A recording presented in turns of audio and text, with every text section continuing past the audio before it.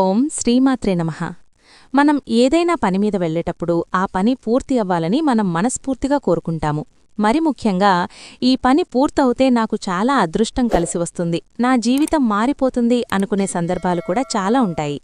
మీరు ఏదైనా సరే ప్రత్యేకమైన ఒక ఇంటర్వ్యూకి గానీ, లేకపోతే ఏదైనా సరే మీటింగ్ గానీ, ఒక 10 మంది యొక్క మధ్యలో మీరు ఏదైనా కూడా సమావేశానికి వెళ్తున్నారనుకోండి, అది ఏదైనా కూడా ఒక ముఖ్యమైనటువంటి పని. అది రియల్ ఎస్టేట్ బిజినెస్ కావచ్చు, వ్యాపారం కావచ్చు, ఉద్యోగం పర్పస్ కావచ్చు, లేకపోతే ఒక ఇంటికి సంబంధించిన విషయాలు కావచ్చు, కోర్టుకి సంబంధించిన విషయాలు కావచ్చు, ఎగ్జామ్స్కి సంబంధించిన విషయం కావచ్చు, ఏదైనా సరే అటువంటి సందర్భాల్లో ఆకర్షణ మీ పట్ల ఏర్పడి తద్వారా మీకు అదృష్టం కలిసి వచ్చి మీకు విజయం ఏర్పడేటువంటి విధంగా ఒక చిన్న చిట్కా అనేటువంటిది చెప్పబడి ఉన్నది. అది మనం తెలుసుకుందాం.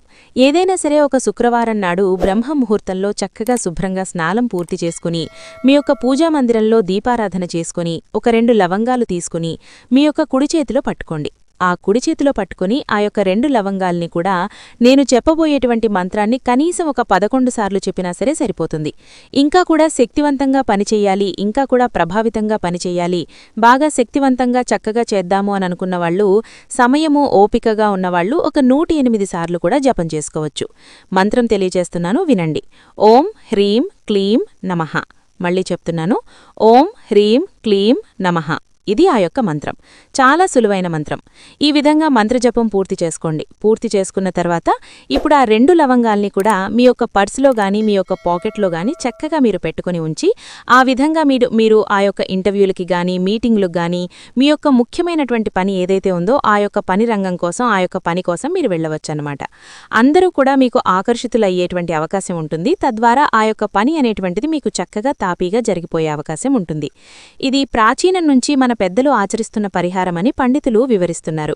అయితే మళ్లీ ప్రతి శుక్రవారం నాడు కూడా మీరు మీ యొక్క అవసరానికి, మీ యొక్క పని రీత్యా మీరు వెళ్లడానికి ఈ విధంగా శుక్రవారం నాడు ఆ యొక్క పని పెట్టుకోవచ్చు. శుక్రవారం నాడు ఇప్పుడు నేను చెప్పబోయేటువంటి ఈ యొక్క పరిహారాన్ని మీరు ఆచరించుకుని వెళ్లవచ్చు.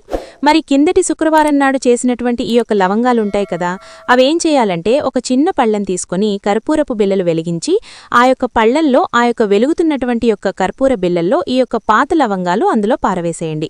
కాలిపోయిన తర్వాత ఆ యొక్క బోడిదిని చక్కగా మీరు అత్తబొట్టులోనో ఎక్కడనో మీరు పారేయొచ్చు.